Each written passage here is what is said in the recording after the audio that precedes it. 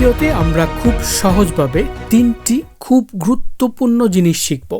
প্রথমত হুমকি অর্থাৎ থ্রেট আসলে কি, দ্বিতীয়ত দুর্বলতা vulnerability কোথায় থাকে, তৃতীয়ত হুমকি থ্রেট আর দুর্বলতা vulnerability একসঙ্গে মিলে যেটা তৈরি হয় সেটা হচ্ছে ঝুঁকি, এবং এই যে ঝুঁকি রিস্ক কিভাবে তৈরি হয়। আর শুধু এই শব্দগুলোর মানে জানলে হবে না, আমরা গল্প আর বাস্তব উদাহরণের মাধ্যমে এটাও দেখব যে কোথায় হুমকি ছিল, কোথায় দুর্বলতা ছিল এবং কোথায় ঝুঁকি ছিল, এবং সেই ঝুঁকি কমাতে কি করতে হয় এবং কিভাবে কমানো যেত।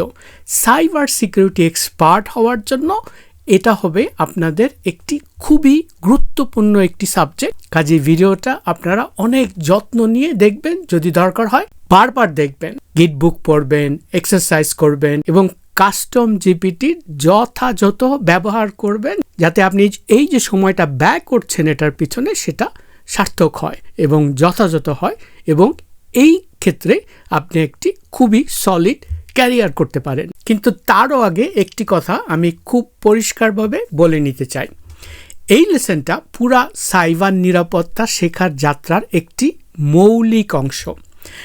আপনি ভবিষ্যতে সাইবার নিরাপত্তার যে পথেই থাকেন না কেন, আমরা আগেই বলেছি পার্সোনাল সিকিউরিটি ব্যক্তিগত সুরক্ষা এবং নেটওয়ার্ক নিরাপত্তা network security, system security, ethical hacking কিংবা ঝুঁকি ব্যবস্থাপনা, আমরা রিস্ক ম্যানেজমেন্টের কথা বলেছি, সাইবার সিকিউরিটির গভর্নেন্সেও যদি আপনি যান, কিংবা ইনসিডেন্ট রেসপন্স কিংবা ফরেনসিক্স, যে কোনো দিকেই আপনার ক্যারিয়ার ডাইভার্ট করেন না কেন, এই তিনটি ধারণা আপনাকে জানতেই হবে। কারণ সাইবার নিরাপত্তার পরে যত বড় বিষয় আসুক তার অনেকটাই দাঁড়িয়ে আছে এই ভিত্তির উপর।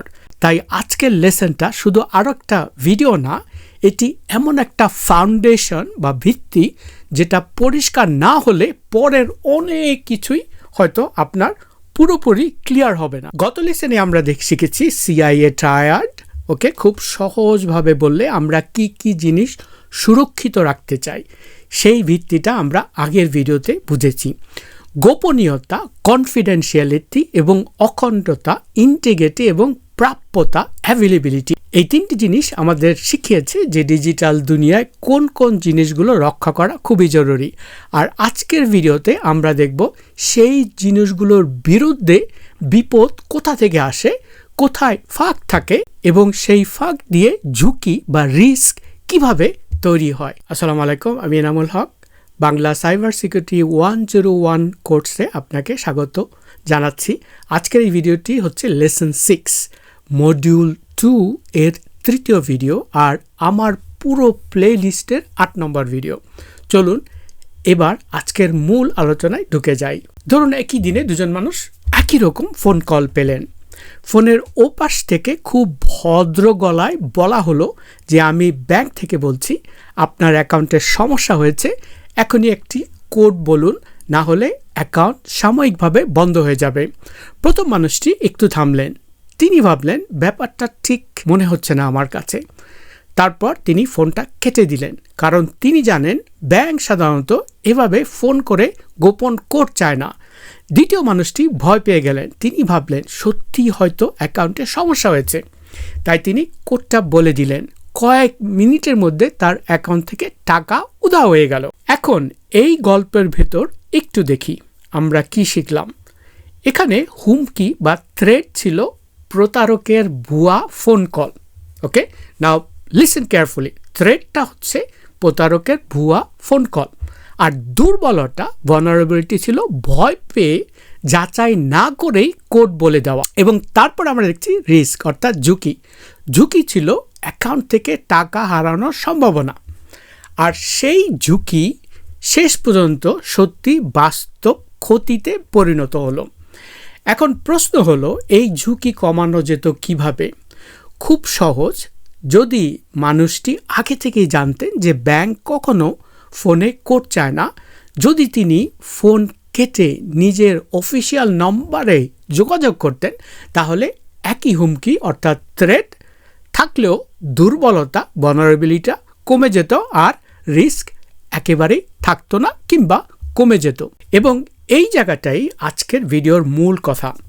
সাইবার নিরাপত্তার ক্ষতি হয় শুধু এই কারণেই না যে বাইরের খারাপ মানুষ আছে, ক্ষতি হয় তখন যখন বাইরের হুমকি অর্থাৎ থ্রেট আছে আর ভেতরে কোথাও এক ধরনের দুর্বলতা আছে, এবং এই দুইটা যখন একসঙ্গে মিলিত হয় তখনই কিন্তু রিস্ক তৈরি হয়। চলুন একদম শুরু থেকে বিষয়টা ধীরে ধীরে বোঝার চেষ্টা করি। প্রথমে দেখি আমরা হুমকি অর্থাৎ থ্রেট মানে কি। খুব সহজ ভাষায় বললে হুমকি মানে এমন কিছু যা আপনার ডিজিটাল জীবন, আপনার তথ্য, আপনার ডিভাইস, আপনার অ্যাকাউন্ট বা আপনার টাকার ক্ষতি করতে পারে। এই ক্ষতি সব সময় একই রকম হয় না। কখনো টাকা হারানো, কখনো ব্যক্তিগত তথ্য ফাঁস হওয়া, কখনো অ্যাকাউন্ট হাতছাড়া হওয়া, কখনো গুরুত্বপূর্ণ ছবি, ডকুমেন্ট বা ফাইল হারিয়ে যাওয়া। আবার কখনো মানুষ সরাসরি কিছু হারায় না, কিন্তু এমন ফাঁদে পড়ে যে পরের ক্ষতির দরজাটা খুলে যায়। এখানে একটা খুব সাধারণ ভুল ধারণা আছে। অনেকে মনে করেন হুমকি বা থ্রেট মানি হ্যাকার, মানে কেউ একজন দূরে বসে কম্পিউটার দিয়ে আক্রমণ করছে। বাস্তবে বিষয়টা এর চেয়েও অনেক বড়। কেউ আপনাকে প্রতারণা করতে পারে, কেউ ভুয়া লিঙ্ক পাঠাতে পারে, কেউ মালওয়্যার পাঠাতে পারে, কেউ আপনাকে ভয়, লোভ বা তাড়াহুড়াকে কাজে লাগাতে পারে। আবার কখনো প্রযুক্তির ত্রুটি, আপডেট না থাকা ডিভাইস বা ব্যাকআপ না থাকাও বিপদ হতে পারে। তাই হুমকি অর্থাৎ থ্রেট শুধু কোনো মানুষ না, কখনো কখনো পরিস্থিতিও হুমকি হয়ে উঠতে পারে। ধরুন আপনার ইমেলে একটি বার্তা এসেছে, আপনি একটা ইমেল পেয়েছেন, সেখানে লেখা আছে আপনি একটি চাকরির জন্য নির্বাচিত হয়েছেন। বিস্তারিত দেখতে একটা ফাইল খুলতে হবে। আপনি আনন্দে ফাইলটি খুলে ফেললেন, কিন্তু সেটা আসলে ক্ষতিকর একটা ফাইল ছিল। এখানে হুমকি থ্রেটটা কি? ভুয়া চাকরির বার্তা আর তার সঙ্গে পাঠানো ক্ষতিকর ফাইল। হাউএভার এখানে দুর্বলতাটা অর্থাৎ ভালনারেবিলিটিটা কি আমরা যদি দেখি তাহলে হচ্ছে যাচাই না করে ফাইলটা খুলে ফেলা।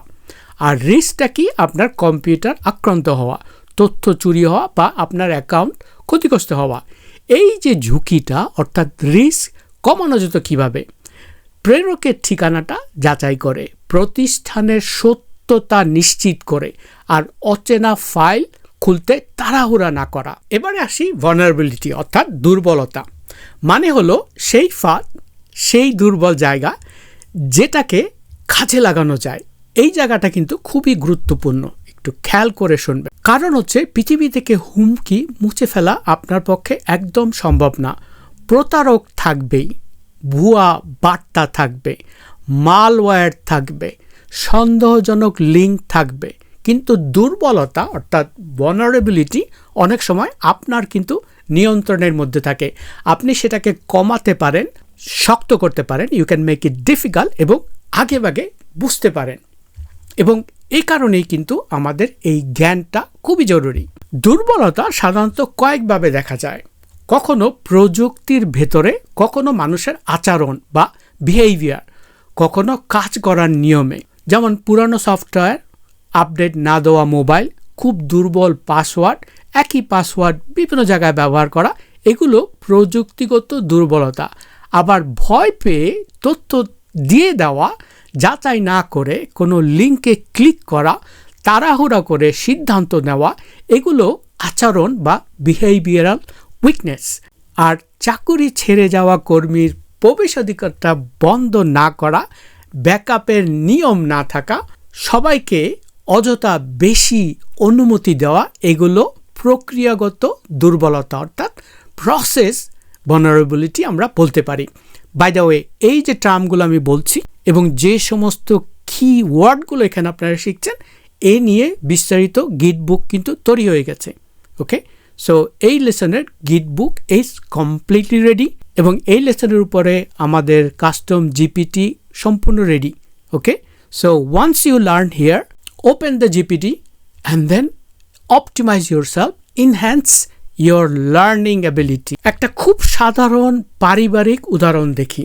ধরুন আপনার বাড়ির ওয়াইফাই পাসওয়ার্ড খুব সহজ, পরিবারের সবাই সেই পাসওয়ার্ড অন্যদেরও বলে দেয়, রাউটারের ডিফল্ট সেটিংও বদলানো হয়নি। এখানে হুমকিটা কি হতে পারে? খেয়াল দিয়ে শুনবেন, বাইরের কেউ আপনার নেটওয়ার্কে ঢুকতে পারে এবং এখানে ভালনারেবিলিটি বা দুর্বলতা হচ্ছে পাসওয়ার্ড অযথা শেয়ার করা আর সুরক্ষা সেটিং ঠিক না করা। তাহলে রিস্কটা কি? আপনার ঘরের নেটওয়ার্ক নিরাপদ না থাকা আর তাতে যুক্ত ডিভাইসগুলো বিপদে পড়া। তাহলে আমরা দেখি যে এই রিস্কটা কিভাবে কমানো যেত। শক্ত পাসওয়ার্ড ব্যবহার করা, ডিফল্ট সেটিংটা বদলে দেওয়া আর কাকে প্রবেশ দেওয়া হচ্ছে সেটা নিয়ন্ত্রণ করা। কাকে আপনি আপনার ওয়াইফাই ব্যবহার করতে দিচ্ছেন সেটা আপনি কন্ট্রোল করবেন। এখন এখানে একটু থামি এবং চিন্তা করি যে আপনি দেখছেন যে হুমকি, থ্রেট সবসময় আপনার চোখে পড়ে না। ভালনারেবিলিটি যেটা রয়েছে, দুর্বলতা সবসময় সহজে ধরা পড়ে না। কিন্তু একবার যদি আপনি এই প্রশ্ন করতে শেখেন বিপদের উৎস কোথায়, কোথায় একটা হোল রয়েছে আর সেই হোল দিয়ে কি ক্ষতি হতে পারে, তাহলে আপনি নিজের জীবনের অনেক কিছু বিশ্লেষণ করতে পারবেন। ওকে, এবারে আসি রিস্কে। রিস্ক মানে শুধু ভয় না, ঝুঁকি যেটা রিস্ক মানে হচ্ছে ক্ষতি হওয়ার একটা বাস্তব সম্ভাবনা। এই জায়গাটা খুবই গুরুত্বপূর্ণ। শুধু হুমকি বা থ্রেট থাকলেই কিন্তু ঝুঁকি বা রিস্ক তৈরি হয় না, এবং এমনকি শুধু দুর্বলতা অর্থাৎ ভালনারেবিলিটি থাকলেই রিস্ক তৈরি হয় না। যখন কোনো হুমকি অর্থাৎ থ্রেট আপনার কোনো দুর্বলতাকে কাজে লাগাতে পারে, তার ফলে ক্ষতি হওয়ার বাস্তব সুযোগ তৈরি হয় এবং তখনই কিন্তু সেটা হয়ে যায় রিস্ক, রাইট? ভালো মতো বুঝে দেখেন। আবারও বলছি যে থ্রেট অর্থাৎ হুমকি থাকলে কিন্তু রিস্ক হয় না, দুর্বলতা একাকী থাকলেও কিন্তু রিস্ক হয় না। যখন কোনো হুমকি অর্থাৎ থ্রেট ভালনারেবিলিটি বা দুর্বলতাকে কাজে লাগাতে পারে এবং তার ফলেই কিন্তু রিস্ক বা ঝুঁকিটা তৈরি হয়। একটা বাড়ির উদাহরণের কথা ভাবুন, যে বাইরে চোর আছে, রাইট? এটা একটা কি? এটা হচ্ছে থ্রেট। কিন্তু দরজা শক্তভাবে বন্ধ থাকলে, তালা দেওয়া থাকলে, আলো আছে, ভিতরে যদি লাইট জ্বলিয়ে রাখেন, আশেপাশে লোকজন থাকলে, তাহলে চোরের পক্ষে ঢোকা কঠিন হয়ে যায়। এখন ধরুন একই চোর, কিন্তু দরজা অর্ধেকটা খোলা, জানালা খোলা, ঘরে কেউ নেই। এখন এখানেই কিন্তু একটা ভালনারেবিলিটি অর্থাৎ দুর্বলতা তৈরি হয়েছে। তখন কিন্তু আপনার রিস্কটা বেড়ে যাচ্ছে, রাইট? চুরি হওয়ার সম্ভাবনাটা বেড়ে যাচ্ছে। এবং আমরা সাইবার সিকিউরিটির ক্ষেত্রেও একই জিনিস দেখতে পারি। বাইরে বিপদ থাকবেই, হ্যাকার থাকবে, যেটা আমি আগেই বলেছি। প্রশ্ন হলো আমি আমার দরজাটা কতখানি সিকিউর করেছি। আর একটা উদাহরণ দেই, সেটা হচ্ছে আপনি ফেসবুক, ইমেল, আরও কয়েকটি সাইটে একই পাসওয়ার্ড ব্যবহার করলেন। কোনো একটা ছোট সাইটে আপনার হয়তো এই তথ্য ফাঁস হয়ে গেল, সেখানে আপনার পাসওয়ার্ডটা বেরিয়ে গেল। এখানে হুমকি, থ্রেটটা কি দেখেন? তথ্যটা ফাঁস হয়ে যাওয়া আর সেই তথ্য ব্যবহার করে অন্য কেউ অ্যাকাউন্টে ঢোকার চেষ্টা করা, রাইট? আর দুর্বলতাটা কি এখানে যদি আমরা দেখি, যে একই পাসওয়ার্ড বিভিন্ন জায়গায় ব্যবহার করা। এবং এখন যদি আমরা রিস্কটা ক্যালকুলেট করি, যে আপনার একাধিক অ্যাকাউন্ট কি হয়, হাতছাড়া হয়ে যায়। এবং এই ঝুঁকি কমানো যেত কিভাবে? আলাদা আলাদা পাসওয়ার্ড ব্যবহার করা, পাসওয়ার্ড ম্যানেজার ব্যবহার করা, 2 ফ্যাক্টর অথেন্টিকেশন চালু করা, খুবই ইম্পর্টেন্ট। আমরা এগুলো নিয়ে আরও শিখব পরবর্তী কিছু ভিডিওতে। এখন একটা ছোট ব্যবসার উদাহরণ দেখি। ধরুন রাজশাহীতে একটি ছোট অনলাইন ব্যবসা রয়েছে। তাদের সব অর্ডারের তথ্য একটা কম্পিউটারে রাখা আছে। অনেক দিন সফটওয়্যার আপডেট করা হয়নি, কোনো নিয়মিত ব্যাকআপও নেই, কর্মীদেরও ইমেল প্রতারণা সম্পর্কে খুব ভালো একটা ট্রেন করা হয়নি। একদিন একটা ইমেল এলো, দেখতে একদম স্বাভাবিক। সেখানে লেখা আছে নতুন অর্ডারের বিস্তারিত দেখতে এই ফাইলটি খুলুন। ফাইল খুলতেই কম্পিউটার আক্রান্ত হলো। এই ঘটনাটা যদি আমরা একটু বিশ্লেষণ করি, তাহলে আমরা দেখতে পারি যে এখানে হুমকি বা থ্রেট ছিল প্রতারণামূলক ইমেল এবং তার ভেতরের ক্ষতিকর ফাইল। আর দুর্বলতা ছিল আপডেট না থাকা কম্পিউটার, অ্যাওয়ারনেস, সচেতনতার অভাব, নো ব্যাকআপ, রাইট? এবং ঝুঁকি ছিল ব্যবসার তথ্য হারিয়ে যাওয়া, কাজ বন্ধ হয়ে যাওয়া, গ্রাহকের তথ্য বিপদে পড়া আর আর্থিক ক্ষতি হওয়া। এই ঝুঁকি বা রিস্ক কমানো যেত তাহলে কিভাবে? সফটওয়্যার আপডেট রেখে, ওকে, কর্মীদের সচেতন করে, সন্দেহজনক ইমেইল যাচাই করার অভ্যাস তৈরি করা, আর নিয়মিত ব্যাকআপ রাখা।